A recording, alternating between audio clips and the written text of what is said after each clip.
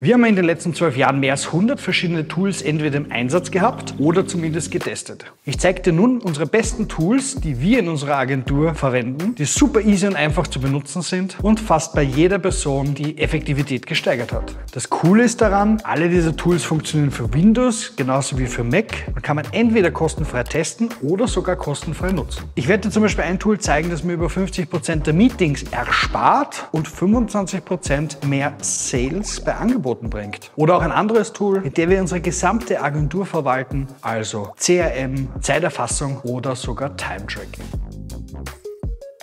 Wenn du super nützliche Tools kennst, die noch nicht auf dieser Liste sind, dann hinterlass mir gerne unten einen Kommentar. Das erste Tool, das ich dir zeigen möchte, ist eine Art riesiges Whiteboard und nennt sich Miro.com. Das Beste ist, du kannst es kostenfrei nutzen und wir verwenden es für ganz viele Sachen, zum Beispiel in der Konzeption von Webseiten. Da gibt es Entwürfe, es gibt Ideen, grafische und am Ende des Tages die fertige Website. Aber auch für interne Überlegungen, Meetings oder sogar Organigramme nutzen wir Miro, immer sobald wir was Grafisches sammeln oder darstellen wollen. Vorteil, kostenfrei nutzbar und wir stufen das jetzt in einer Nützlichkeitsskala ein. Und zwar S ist super essentiell und super wichtig und A, B und C und D. D wäre in dem Fall dann nicht mehr so sinnvoll oder nützlich. Und Miro will ich tatsächlich so in den Bereich A einstufen. Also wirklich ein sehr, sehr sinnvolles Tool auf jeden Fall sich anzuschauen. Das zweite Tool, was ich dir auch im Intro kurz vorgestellt habe, ist Loom. Mit Loom kann man relativ einfach und schnell Videos erstellen. Wir senden mittlerweile uns gegenseitig Loom zu, wenn ein Meeting nicht unbedingt notwendig ist. Vorteil ist, die andere Person kann sich anschauen, wann sie dazu bereit ist und kann es vielleicht auch auf doppelter oder schnellere Geschwindigkeit sich anschauen. Wir nutzen es aber auch sehr oft, wenn wir ein Angebot schicken und wir das Angebot erklären wollen. Oder wenn der Kunde einfach ein Problem oder eine Frage hat, wie mache ich das denn auf der Website? Wie kann ich etwas verändern? Dann erzeugen wir fast immer ein Loom-Video und schicken das zu. Coole ist, kostenfrei nutzbar. Bis zu 5 Minuten kann man Videos kostenfrei aufnehmen. Wenn man hier Nützlichkeit sieht, ist Loom aus meiner Sicht ganz klar ein A, knapp ein S, aber ich würde es trotzdem auf A einordnen. Dritte Tool, das wir natürlich jetzt täglich schon verwenden, ist ChatGPT 4.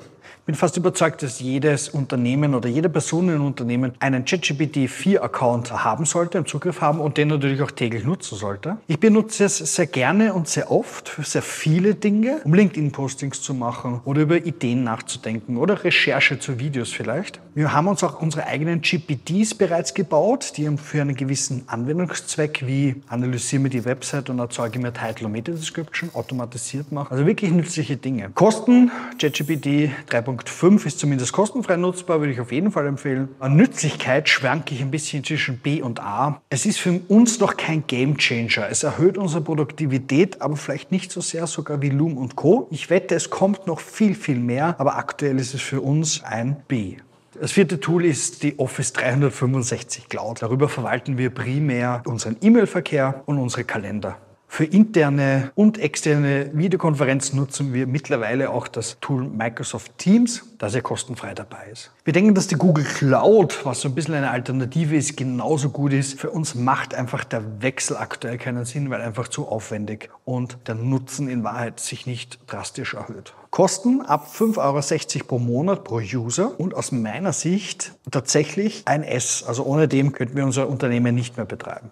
Das fünfte Tool ist auch ein Kommunikationstool, nämlich Slack. In der Agenturwelt ein sehr bekanntes Tool. Wir haben das früher verwendet, auch um Videocalls intern zu machen. Heute verwenden wir es mehr als so Chatprogramm. Wir haben verschiedene Channels und verschiedene Teams, die sich einfach untereinander austauschen können. Wir haben aber das auch mit Automatisierungen verknüpft. Wenn zum Beispiel auf irgendeinem Portal SEO-News publiziert wird, wird das uns hineinkopiert. Wenn zum Beispiel ein Mitarbeiter Geburtstag oder Jahrestag hat, wird uns das in Slack gepostet. Oder wenn ein Kunde auch vielleicht die 3. Mahnstufe die Rechnung nicht bezahlt hat. Coole ist, man kann Slack wirklich fast vollständig kostenfrei nutzen. Wir haben einen bezahlten Plan, weil das ein paar Features mehr hat, die wir damals zumindest brauchten. Und ein sehr nützliches Tool würden wir denn ohne überleben, absolut. Deswegen würde ich dem auch ein B geben. So, das 6. Tool ist Notion. Hast du vielleicht schon mal gehört? Wird fälschlicherweise manchmal als Notizen-App verwendet. Es ist mehr so ein Datenbanksystem, wo du dir selber Tools bauen kannst, auch ohne dass du programmieren kannst. Also wir haben Kundenverwaltung, Aufgabenverwaltung, Buchhaltung, Budgetverwaltung. Wir dokumentieren alles. Ich persönlich dokumentiere auch jedes Gespräch drin. Wir haben Teambereiche, wo unsere Prozesse und Standards definiert sind und vieles, vieles mehr.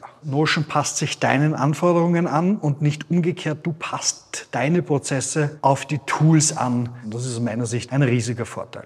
Wenn dich interessiert, wie wir Notion im Detail verwenden, dann hinterlass uns gerne einen Kommentar. Und wenn der Wunsch groß genug ist, dann werden wir auch gern dazu ein Video drehen. Großer Vorteil, kostenfrei nutzbar. Ohne Notion würden wir wahrscheinlich nicht mehr überleben. Und deswegen würde ich dem Ganzen ein S geben für essentiell. Das 7. Tool ist ein Tool, das mir irrsinnig viel Arbeit abnimmt, nämlich nervige Arbeit. Stell dir vor, du willst dich mit 2, 3 Personen treffen, du schickst gefühlte 400 E-Mails, wann hast du Zeit, da habe ich nicht Zeit, wann hast du Zeit, neue Vorschläge, oh, ich kann doch nicht und so weiter. Deswegen nutze ich das Tool Calendly.com. Ja, es gäbe auch in Microsoft diese Funktionalität. Booking ist Calendly lieber aufgrund von Automatisierungen, die ich dir später noch erzählen werde. Calendly ist mit meinem Kalender jederzeit 100% synchron.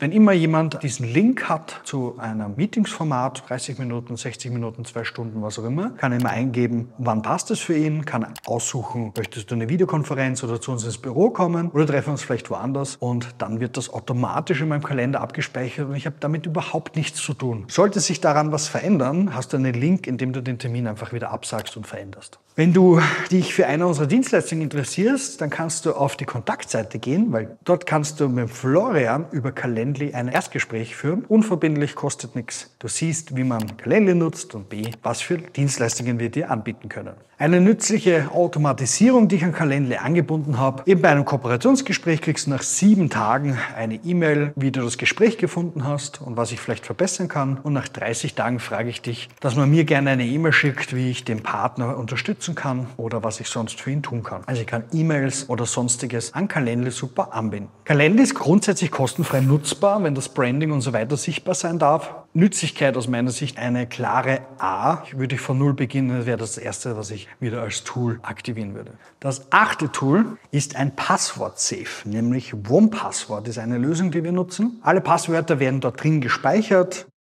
Wir haben eine Anweisung, dass nur komplexe Passwörter, wenn sie generiert werden, verwendet werden dürfen, die einfach schwer oder nicht merkbar sind. Und wenn ein Mitarbeiter geht, dann deaktivieren wir den Zugang und der hat sozusagen überhaupt keinen Zugang mehr zu den Passwörtern. Wir haben auch einen Prozess, wo wir regelmäßig die wichtigsten Passwörter resetten und das kriegen die Mitarbeiter gar nicht mit, müssen sie auch nicht, weil die Passwörter automatisch über ein Plugin im Browser immer ausgefüllt werden und man gar nicht den Need hat, Passwörter zu speichern. Und wenn ich das Passwort aktualisiere und 3 Minuten später mich versuche einzuloggen, checkt es die Software. Lokal abgespeicherte Passwörter sind danach nicht mehr zu verwenden. Ist es die perfekte Lösung? Nein, sicher nicht. Was ist das, was wir im Alltag in unseren Gesprächen oder in unseren Beziehungen mit Firmen täglich sehen, ist, Passwörter werden per E-Mail geschickt, per WhatsApp, alles in einem Medium. 1000-mal unsicherer als unser Passwort-Safe. Gibt auch tolle Alternativen wie Dashlane oder LastPass, sicher genauso wertvoll. Kosten zwischen 1 und 8 Euro pro Mitarbeiter, kommt ein bisschen darauf an, wie groß deine Firma ist. Nützlichkeit aus meiner Sicht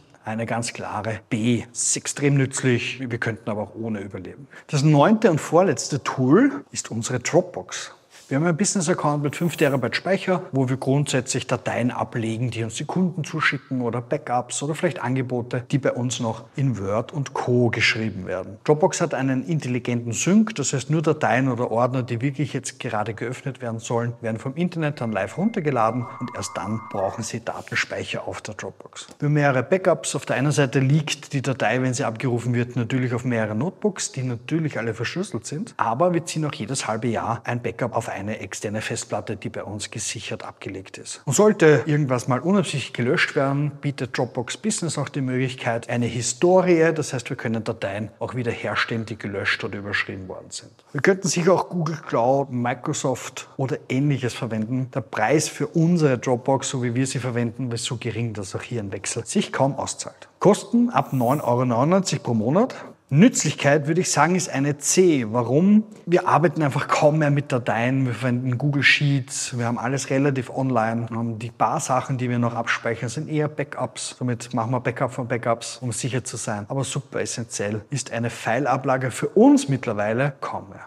Das letzte Tooltip sind eigentlich 2 Tools. Und zwar Zapier und Make.com. Das sind beides zwei Tools, mit denen du verschiedene Softwareprodukte miteinander verbinden kannst und Automatisierungen auslösen kannst. So habe ich dir vorher erzählt, dass in Slack Nachrichten kommen. Da habe ich gewisse Tools wie zum Beispiel einen RSS-Reader oder eben Connect zu Notion verbunden und die bei gewissen Events mir in Slack etwas posten. Oder auch diese Calendly-Automatisierung, die danach E-Mails aussendet, mache ich mit Zapier bzw. Make.com. Cool ist, beide Tools kann man grundsätzlich kostenfrei nutzen und testen. Und von der Nützlichkeit aus meiner Sicht eines der letzten Tools im Bereich SNCL und S.